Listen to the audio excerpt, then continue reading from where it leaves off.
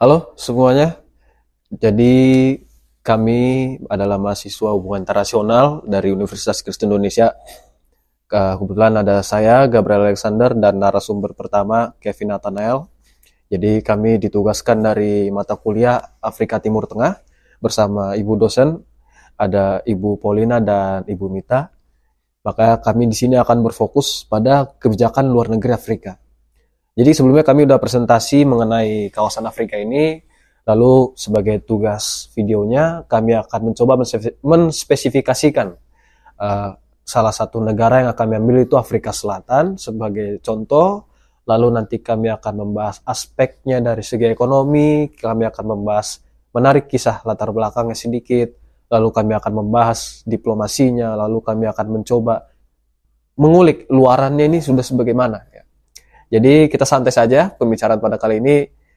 Buat semua selamat bergabung pada podcast kami. Betul, Di betul. sini sebuah kehormatan juga saya dapat berbicara bersama Pak Kevin karena dengan waktu yang terbatas ini ya kan. Betul, betul Dan sekali. pada saat video ini di-tag kebetulan saya juga lagi kurang sehat, jadi maaf kalau suara saya agak bindeng ya. Tapi kita tetap bakalan enjoy ke depannya, kita akan coba mengilas kembali apa yang sudah kami presentasikan namun lebih dispesifikasikan. Jadi tanpa basa-basi Bapak Kevin, Ya, siap. karena saya tahu Bapak sudah menyiapkannya ini, Iya, betul sekali. langsung pertanyaan pertama saya akan bacakan untuk Bapak Kevin. Jika kita melihat pasca apartheid ya, jadi Yap. kita coba balik ya masa-masa warisan kolonial, Hmm. fondasi ekonomi Afrika Selatan itu dibangun atas tantangan fundamental yang seperti apa? Lalu nanti ada terusannya, terutama yang paling terasa dampaknya hingga kebijakan pada sampai hari ini. Iya. Gimana menurut Bapak Kevin? Jadi gini, Mas, Ya. dan teman-teman juga yang menyaksikan ya. Hmm. Kita semua teman-teman yang menyaksikan di sini pasti nggak pernah jauh dan nggak asing lah soal apartheid. Apartheid itu intinya adalah di mana orang kulit putih sebagai minoritas di Afrika dan orang kulit hitam sebagai mayoritas di Afrika Oke. itu mereka beradu tanduk. Nah, cuman yang diuntungkan malah bukan mayoritasnya tapi minoritasnya. Nah, tadi pertanyaannya tantangan fundamental apa sih yang ekonomi pasca tahun 1994 itu dibangun di atas fondasi apa? Jawabannya simple. Ketimpangan struktural yang terinstitusionalisasi. Nah, gampangnya itu adalah hal ini sengaja dibuat. Sengaja dibuat oleh siapa sih? Sengaja dibuat oleh kaum minoritas itu sendiri, yaitu Oke. kulit putih.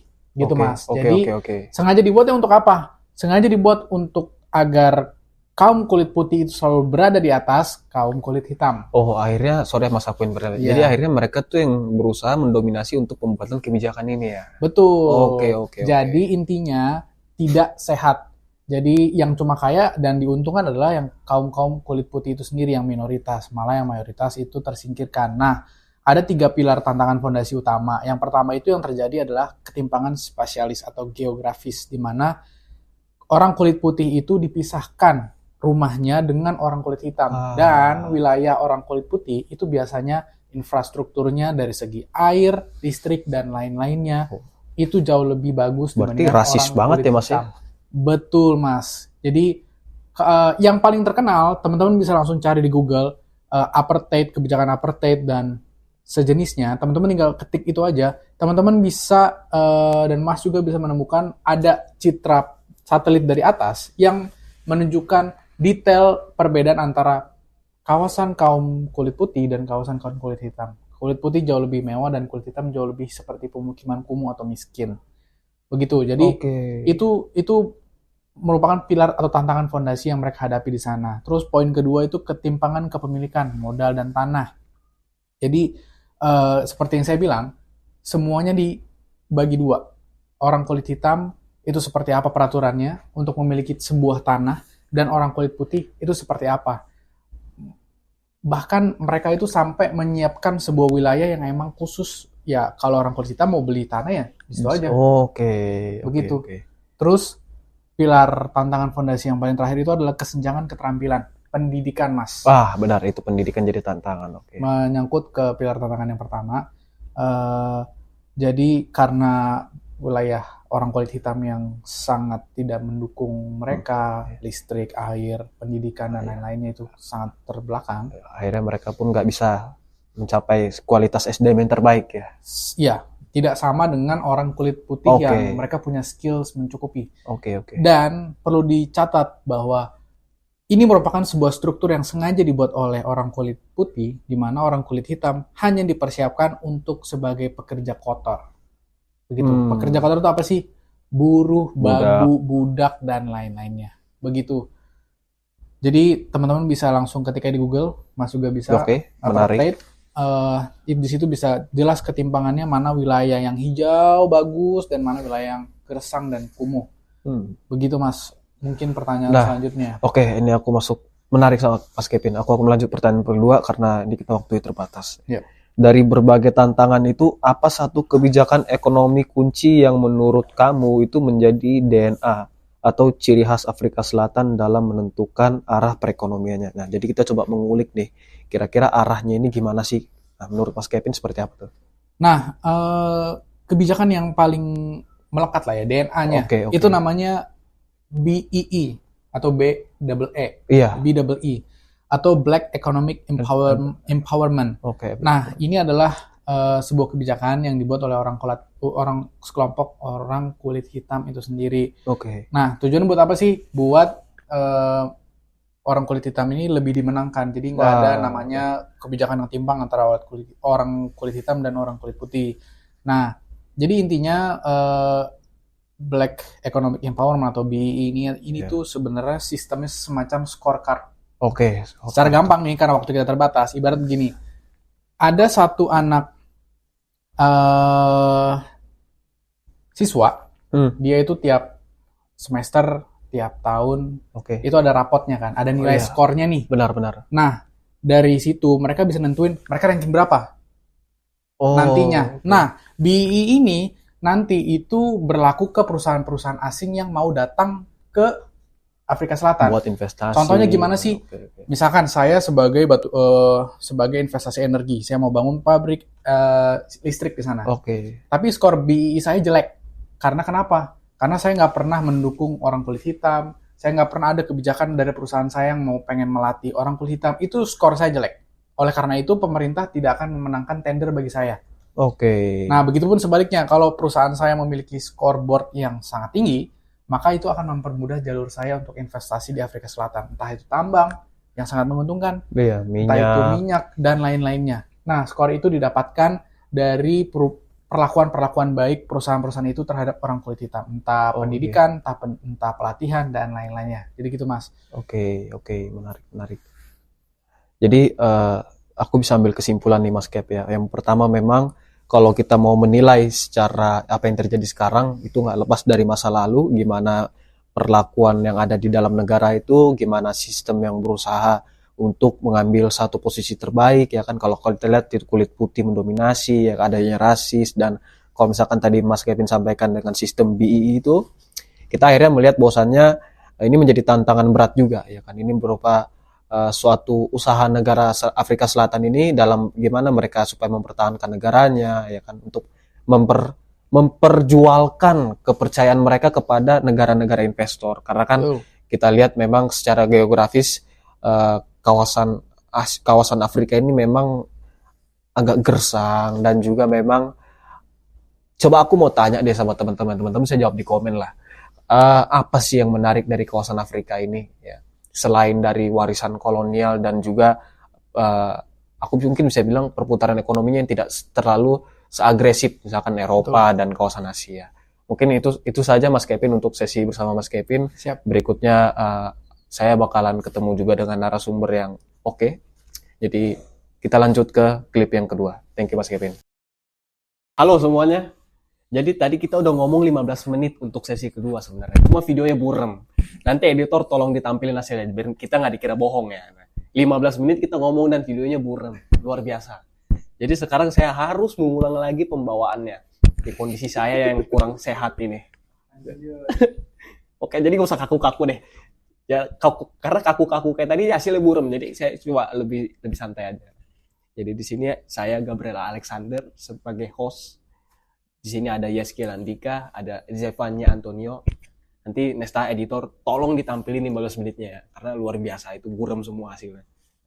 Jadi Ibu dosen, halo semua teman-teman dan penonton umum. Jadi kami dari mata kuliah Afrika, ya kami membawakan lebih spesifik lagi dari hasil presentasi kami. Jadi kami negara Afrika Selatan dan aspeknya ekonomi. Nah, tanpa banyak basa-basi, langsung aja Mas Yeskiel pertanyaan pertama, dan saya harap pertanyaannya dijawab dengan daging semua.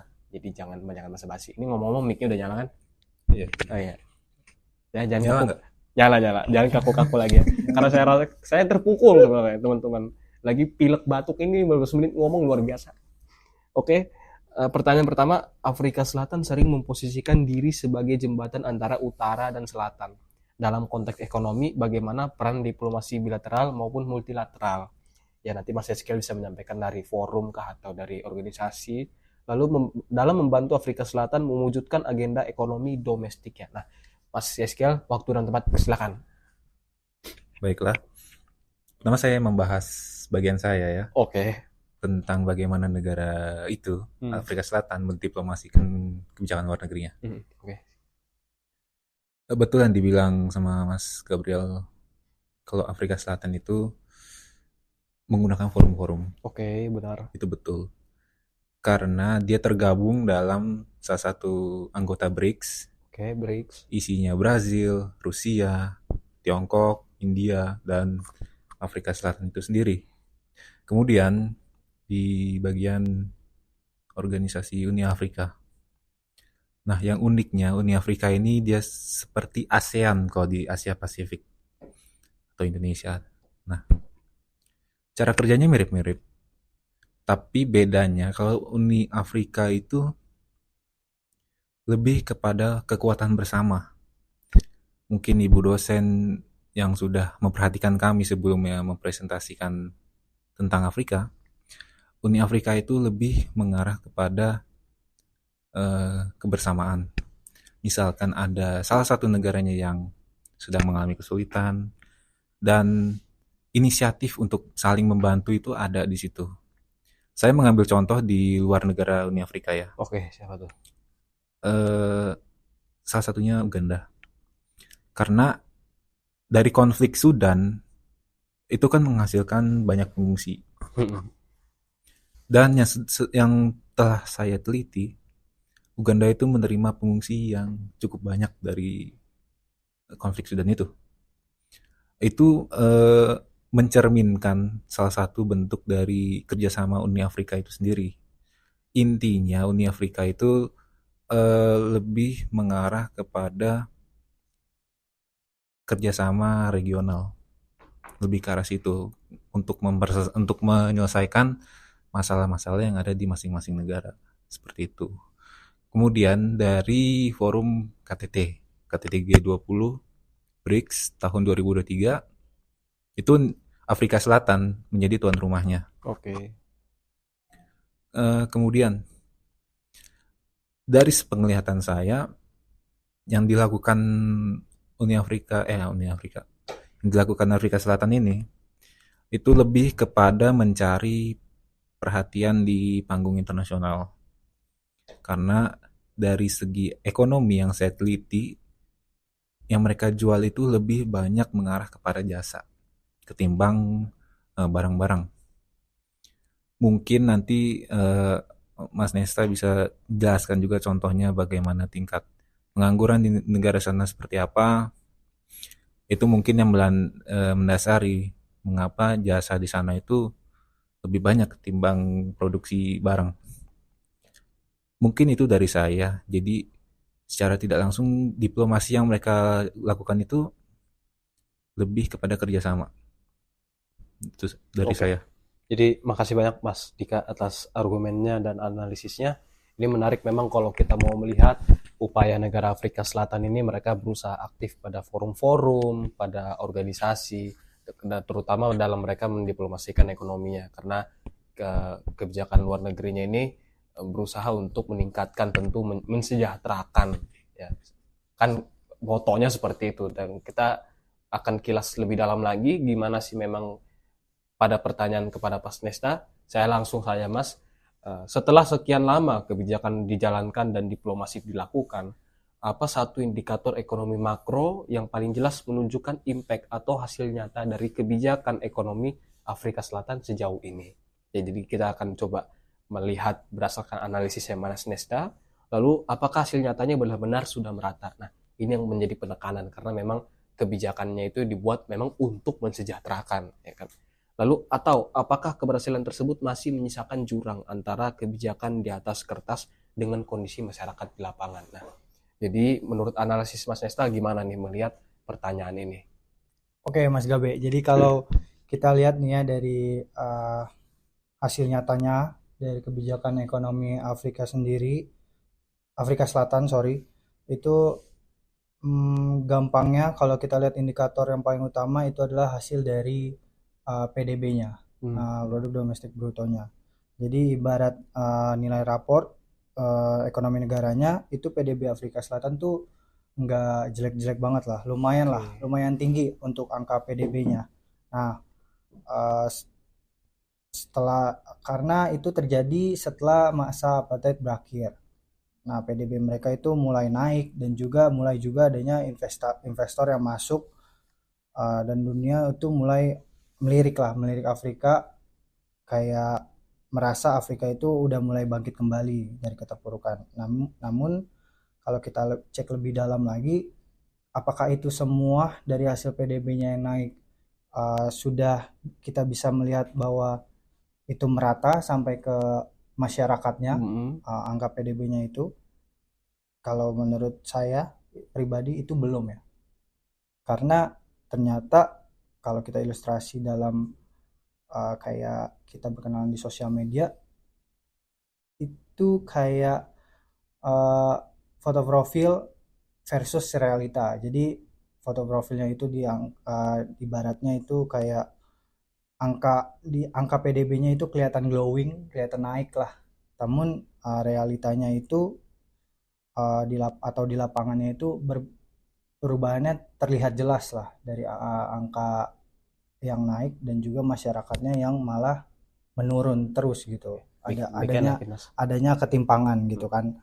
Jadi kayak rakyatnya merasa, loh kok dengan angka PDB Afrika Selatan PDB negara saya naik, kok tapi saya sendiri pun sebagai rakyat masih belum terupgrade ya, masih begini-begini aja.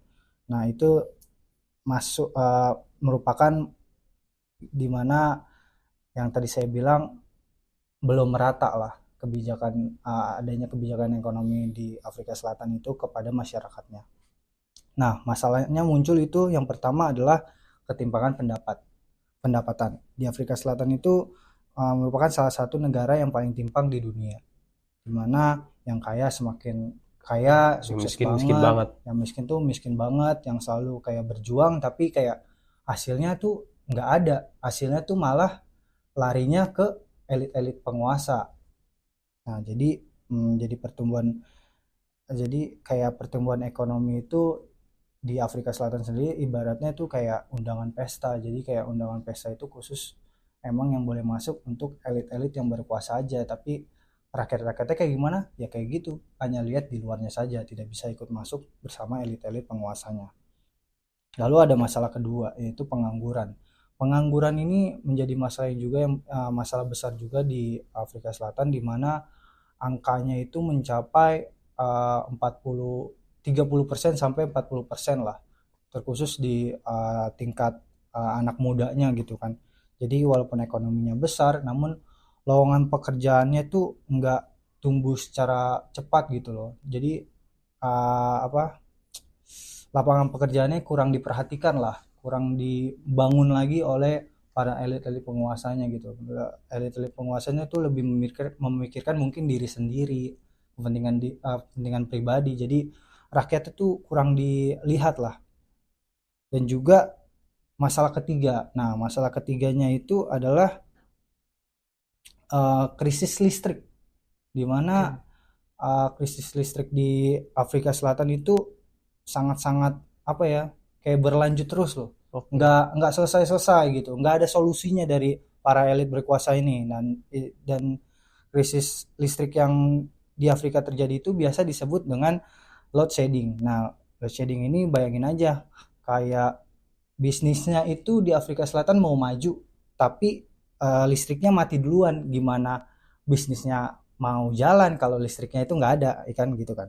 Jadi sampai-sampai investor pun mau datang, yang tadinya mau datang, banyak investor yang mau datang, jadi nggak jadi gitu loh untuk mau masuk ke Afrika, karena ya mereka bingung kalau listriknya nggak ada, gimana mereka mau menginvestor atau menyumbangkan dana mereka untuk Afrika Selatan sendiri gitu kan. Oke. Jadi Sebelum Mas Nesa lanjut ke nomor 4, saya bisa nebak nomor 4 apa? Nomor 4 pasti korupsi. yes, Karena kita udah ngulang videonya 2 kali, teman-teman. Oke, lanjut korupsi ini gimana Mas Nesa? Analisis Mas Nesa. kalau analisisnya simpel aja, karena di sini korupsi itu, dan sebenarnya ada salah kelola itu sebenarnya dari si elit penguasanya sendiri. Jadi bukan dari rakyatnya. Jadi memang masalahnya itu dari elit penguasanya. Jadi ada di satu era ya, di mana negara di Afrika Selatan, salah satu negara Afrika Selatan itu hampir disetir oleh kelompok koruptif atau penguasa, elit-elit penguasanya lah, atau pemimpinnya pada saat itulah. Nah, itu disebut dengan step capture. Akibatnya kebijakan yang bagus-bagus itu sering kayak mandek di tengah jalan, jadi nggak selesai sampai sesuai dengan apa yang diharapkan oleh rakyat-rakyatnya. Jadi emang semua itu demi kebutuhan pemimpinnya sendiri. Mungkin itu. Maaf, saya lepas. Oke, makasih banyak Nesta atas analisisnya. Saya akan coba rangkum sedikit ya. Karena kalau kita melihat bagaimana sih upaya Afrika Selatan ini, terutama dalam dia mendiplomasikan negaranya sebagai identitas, tadi Mas Dika sampaikan melalui forum, melalui organisasi, bagaimana mereka memperjualkan kebijakan mereka, memperjualkan apa yang sudah mereka lakukan, itu untuk bisa berdiri dengan negara-negara yang bersaing, tentu bisa hadir pada acara-acara bergengsi untuk meningkatkan ekonomi mereka. Nah, tapi kalau misalkan Mas Nesta tadi sampaikan melalui analisisnya, itu berbeda jelas ya. Kita memang sudah sangat sewajarnya kita melihat negara tentu memperjualkan yang baiknya, karena memang itu adalah kunci untuk mendatangkan investor, ya kan. Walaupun memang kenyataannya ada berbagai macam tantangan di dalamnya, dan yang Mas Nesta sampaikan tadi, korupsi, listrik, dan tantangan SDM, itu yang menjadi sebuah kesulitan investor untuk, saya mikir 2 kali jadinya nih kalau mau kayak gini. Oke, mungkin itu saja yang dapat kami sampaikan. Mungkin nanti Mas Nesta bisa sampaikan beberapa rangkumannya sedikit dari video yang sebelumnya yang buram. Maksud saya karena saya ada highlight beberapa hal penting di situ. Sekian buat Ibu dosen, terima kasih. Buat teman-teman, terima kasih. Penonton umum, terima kasih. Kami apabila ada salah kata, kami mohon maaf. Sekian, terima kasih. Terima kasih Mas Dika. Terima kasih Mas Nesta. Sampai jumpa semuanya. Ini menjadi perhatian bahwasannya apakah negara Afrika Selatan ini bisa maju kalau what if-nya ya teman-teman ya, what if-nya pemimpin elitnya ini yang mereka yang sudah lama berkuasa itu bersingkir ya kan, lalu juga akhirnya masyarakat bawah bisa merasakan dampak-dampak yang baik dari pemimpin yang terbaru, mungkin adanya reshuffle kabinet dan segala macam. Nah, itu mungkin suatu mimpi yang indah buat negara Afrika Selatan. Kalau misalkan diambil contoh juga banyak sekali contoh negara yang mereka sudah survive dari sebuah krisis ketimpangan ini. Tapi mungkin untuk ke Afrika Selatan perjalanannya agak panjang, perjalanannya perlu lagi perubahan yang banyak dari bawah hingga ke atas. Mungkin sekian aja yang bisa kami bawakan untuk penonton semua, untuk Ibu dosen terutama Ibu Paulina, Kak Ibu Mita, lalu juga untuk teman-teman semua dan penonton umum. Kami dari kelompok 1, kami